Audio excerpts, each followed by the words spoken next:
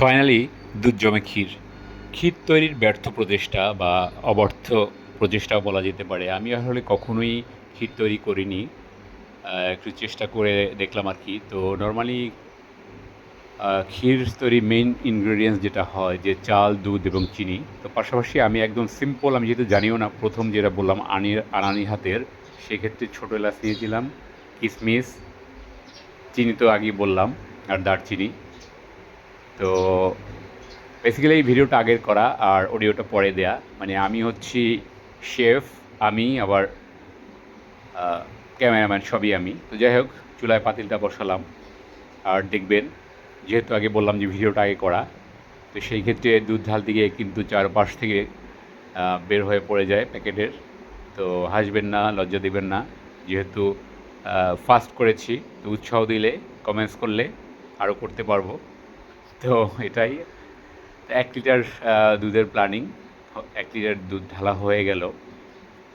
তো আসলে যে কোনো জিনিসেরই তো একটা মেজারমেন্ট থাকে, এবং আমি শুনেছি যে পায়েসের ক্ষেত্রে বা ক্ষীরের ক্ষেত্রে, মিষ্টি জাতীয় খাবারের ক্ষেত্রে, বিশেষ করে এই ক্ষীরের ক্ষেত্রেই, যে দুধ বেশি এবং চালের পরিমাণটা কম দিলে নাকি খুব ভালো হয়, টেস্ট ভালো হয়। যাই হোক, আমি আমার ইনগ্রিডিয়েন্টসটা আগে তৈরি করা ছিল, দারচিনি, কিশমিশ এবং ছোটো এলাচ ঢেলে দিলাম।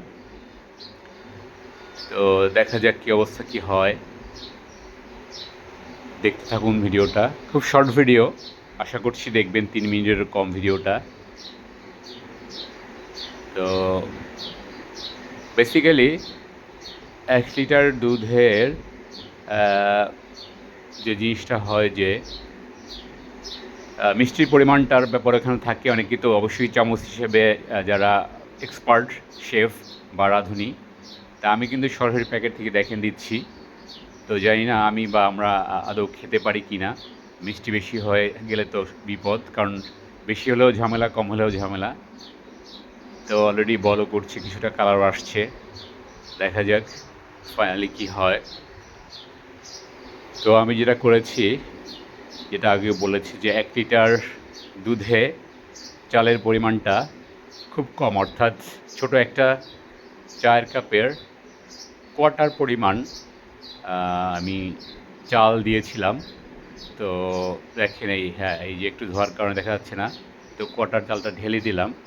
তো দেখা যাক ফাইনালি কী হয়, আল্লাহ ভরসা। হ্যাঁ, ফাইনালি ক্ষীর হয়ে গেছে। 1 লিটার দুধের তো ক্ষীর খুব কম হয়েছে। তো কালার বা সব কিছু মিলে কেমন হলো কমেন্টসে জানাবেন। ধন্যবাদ সবাইকে।